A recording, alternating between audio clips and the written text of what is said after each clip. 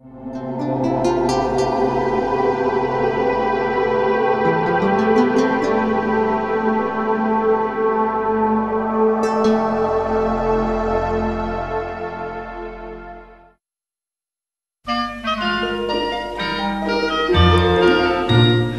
ce qui va se passer ici, c'est que donc on va réaménager le jardin, mais il faut savoir que il y a plusieurs contraintes qui se sont présentées à nous absolument dès le départ.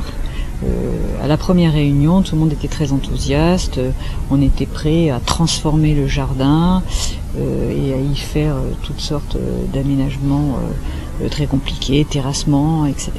Mais très rapidement, il nous a fallu redescendre sur terre et réaliser qu'on était ici déjà, premièrement, dans un lieu qui est entouré de bâtiments qui sont inscrits au monument historique, puisqu'on est dans l'ancien cloître de l'abbaye de Saint-Pons, qui date du début du XVIIIe siècle. Il a été reconstruit à cette époque. Et donc l'idée principale a été d'abord végétaliser et rééquilibrer les espaces.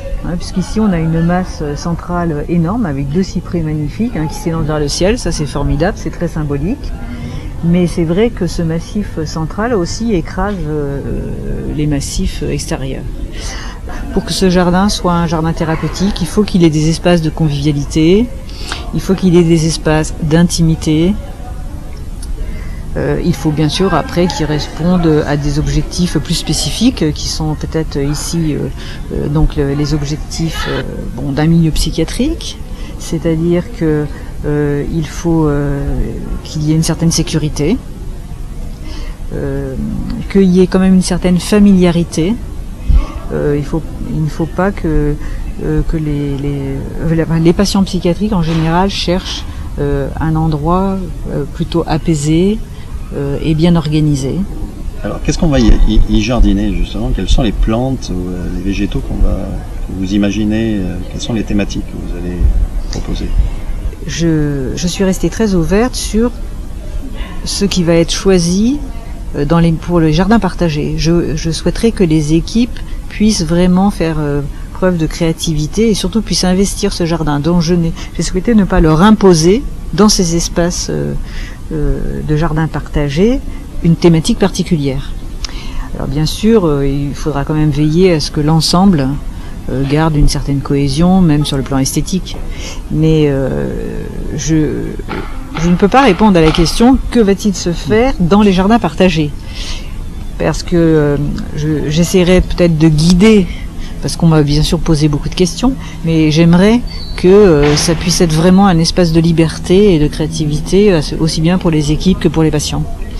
Ici, on pourra venir aussi voir récolter le fruit de sa production. Oui, on pourra. Oui. Maintenant, c'est vrai, je leur en ai parlé aussi, c'est vrai que le jardin est petit et qu'il y a beaucoup de monde ici. Il y a plus de 75 patients, le service est toujours plein, il y a 90 membres du personnel. Donc, bon, il ne faut pas trop non plus espérer faire de grosses récoltes. Et c'est vrai que quand chacun aura cueilli son fruit, il ne restera plus grand-chose. Mais c'est vrai que pour le principe, c'est joli d'espérer ça. Ce jardin aujourd'hui donc va se construire en combien de temps et en combien de phases selon vous? Alors le jardin va se construire donc dès la semaine prochaine. Et nous espérons terminer le jardin en une quinzaine de jours.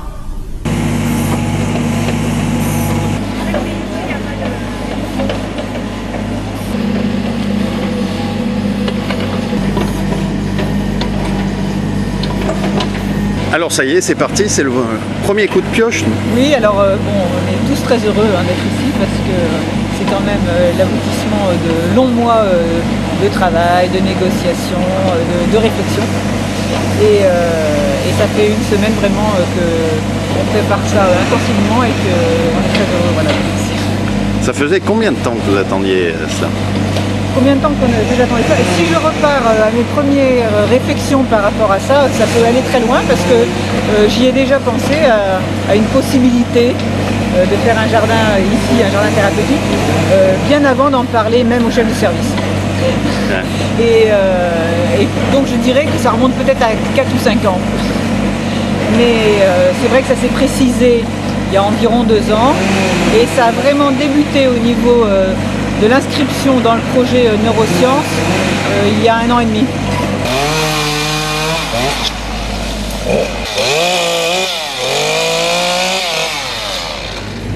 On n'aime pas généralement couper les arbres et les buissons. Mais là, il fallait vraiment dégager ce bassin. Il faut rééquilibrer le jardin. Vous avez vu ça comme ça devenu mignon? Ça, c'est du ficus Oui, oui, comme ça, il faut le garder absolument.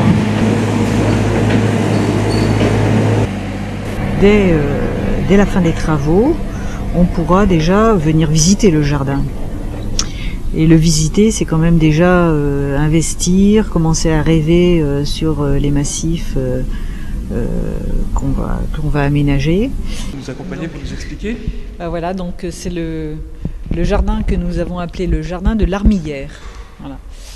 Donc ce jardin existait auparavant sous la forme d'une cour avec des massifs engazonnés et puis un jardin central avec un bassin et ces 2 immenses cyprès qui s'élancent un peu symboliquement vers le ciel.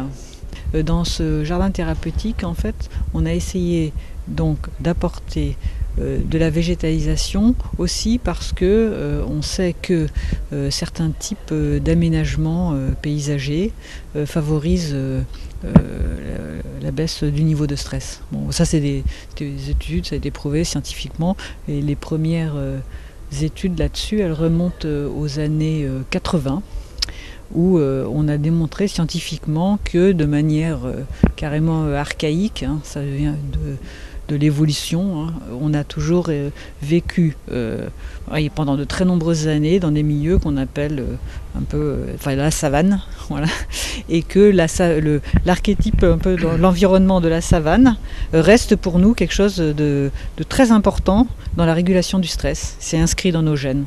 Comment s'est passée l'organisation avec les patients sur place ici? Comment investissent-ils le jardin eux-mêmes? Est-ce qu'il y a des problèmes de sécurité? Est-ce que vous êtes obligé de les surveiller? Est-ce qu'il y a des horaires particuliers? Écoutez, le jardin est encore très récent et de toute manière, en tant qu'espace, il existait déjà auparavant. Donc il y avait une habitude des patients, des soignants, des familles, de descendre, se promener au jardin. Et avant de modifier cet espace, nous avons fait une enquête qu'on pourrait appeler enquête d'utilisation et de satisfaction de l'espace jardin. Et on a essayé d'explorer donc comment il était utilisé, même à l'époque où il y avait simplement qu'un massif central et du gazon. Donc actuellement, il persiste une utilisation tout à fait spontanée des patients, des soignants tout au long de la journée. Et on est en train de mettre en place en effet des ateliers qui permettent d'investir de manière plus spécialisée ou l'espace jardin. Alors regardez, vous voyez ça? Voilà, donc là on voit une petite pointe verte qui va sortir. Donc là on décide que dans notre sac on va essayer de choisir cela. Pour l'instant c'est tout ce qu'on fait. Quelle est la différence? Je vous explique la suite. Quelle est la différence entre les blanches et les... Alors, il n'y a pas... je veux dire, il peut y avoir une différence... il y a une différence de couleur parce qu'elles sont en mélange. Mais en fait, c'est pas vraiment la couleur du bulbe qui va nous dire la couleur de la fleur. On va vraiment pas la faire tremper dans l'eau. L'orchidée, en fait, elle est ce qu'on appelle épiphyte en général. Elle pousse carrément plus sur les arbres, sur les morceaux d'écorce. C'est pareil pour ça? Non, lui, ça a quand même besoin... Moi, je pense que ça a besoin de plus d'eau. Plus d'eau, oui. Voilà.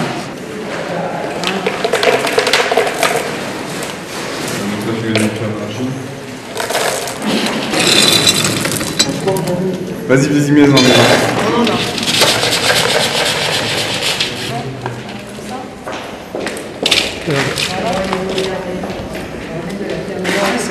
Sandrine, donc ces ateliers viennent de démarrer, c'est le numéro combien?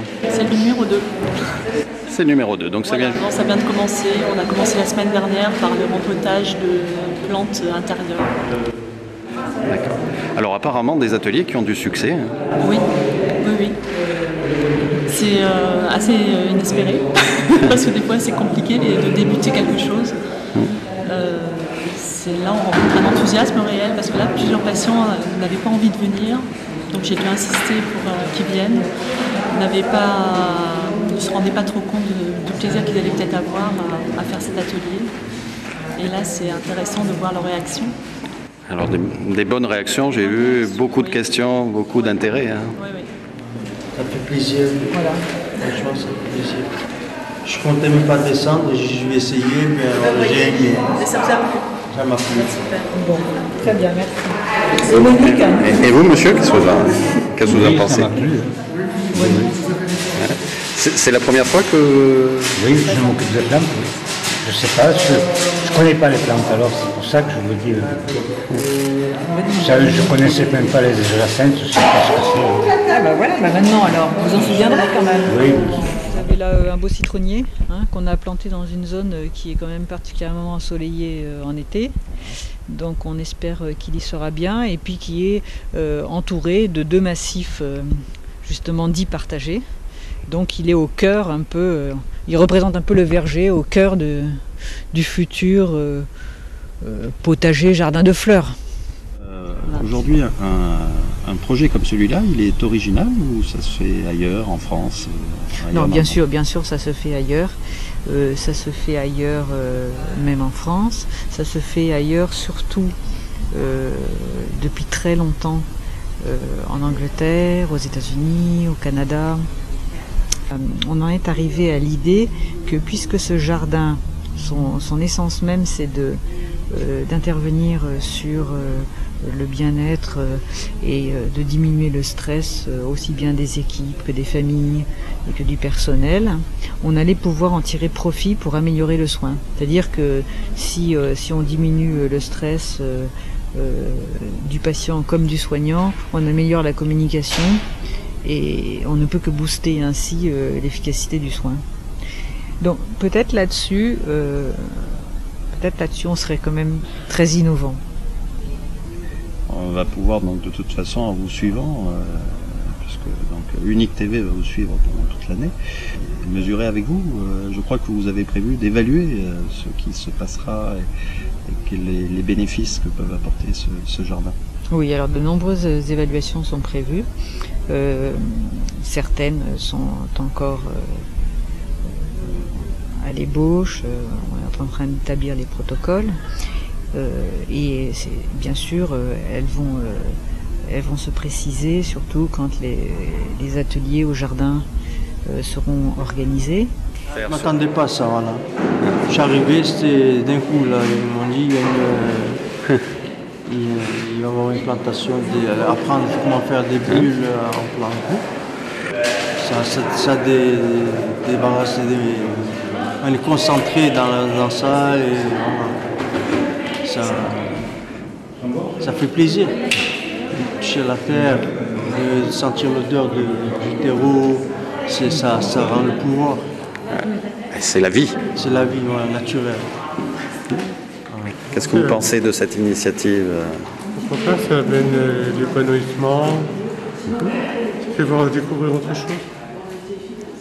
Je ne suis pas tellement spécialiste en jardinage, donc ça là aujourd'hui ça m'apprend à planter les bulbes. Ouais. Je crois que c'est la première fois que vous y participez? Deuxième fois. Oui, ça fait changer un peu, ça soulage. Ça soulage ce qu'on vit. Et de faire des activités comme ça, c'est bien. Et en même temps, on apprend. Ouais, vraiment du plaisir. Ouais, voir du monde qui travaille aussi avec nous. Ouais.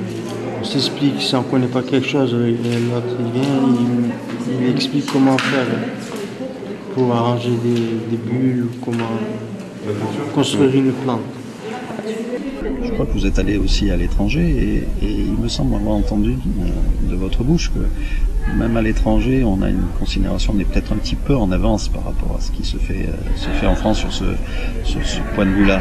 Oui, alors ce qui est sûr, ce qu'on appelle d'ailleurs, on ne l'a pas encore dit, l'hortithérapie. Oui, que ce soit l'hortithérapie, l'horticulture thérapie, le Gartenthérapie, comme ils disent en Allemagne. C'est vrai que en France, il reste quand même certaines résistances, qui tombent petit à petit, parce que mais on a quand même traversé une période d'une trentaine d'années où on mettait vraiment en avant le soin médicamenteux et technique.